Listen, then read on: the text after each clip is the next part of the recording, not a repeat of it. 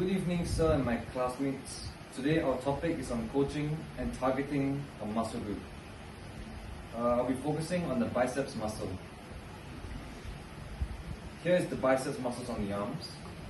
It's going to be on the humerus. Common weight training exercises that target the biceps muscles include chin-ups, preacher curls, hammer curls, and bicep curls.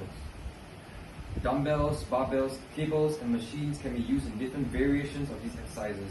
By targeting the biceps, long and short heads, these workouts help build size and strength. So, the agonist muscle in the bicep curl is the biceps brachii. And the triceps, behind here, is the antagonist muscle. So, here's a setup for bicep curls.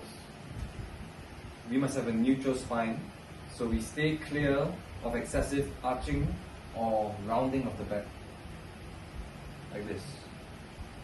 And we need core activation, so throughout the exercise, contract your core muscles to support your pelvis and shield your lower back. So we also have to focus on the grip. Hold the dumbbell or barbell firmly, but not too tightly. So now we shall go through the common mistakes. First is rounding of the back, which can result in lower back injuries. Then we have swing momentum, which will not train your muscles properly, as is the momentum. Then we have forward drifting elbow. This can lessen the emphasis on the biceps and strain the shoulder joint. So now we move on to progression and regression. For progression, as you gain strength, progressively raise the weight. Now my model is raising the weight. For standing curls is more difficult than seated curls.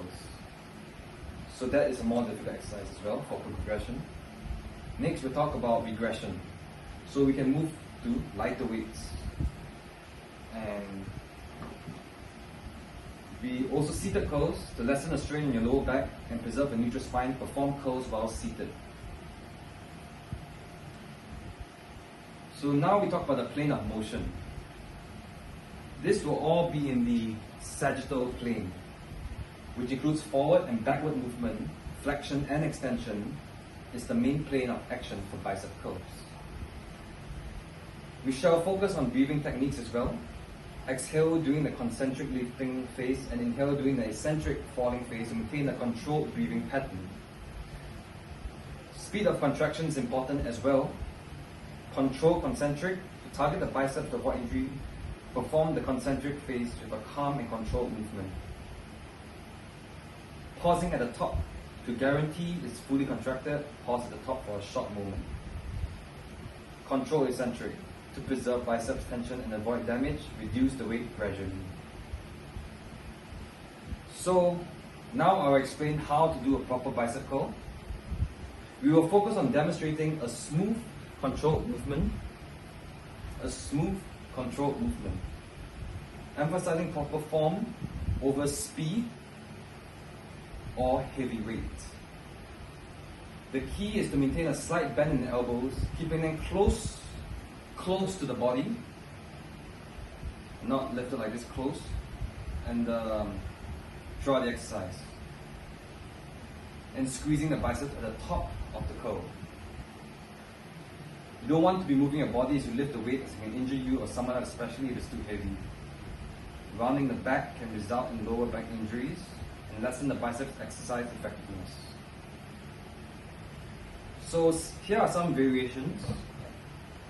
Include using different equipments like dumbbells, barbells, easy bars and cables.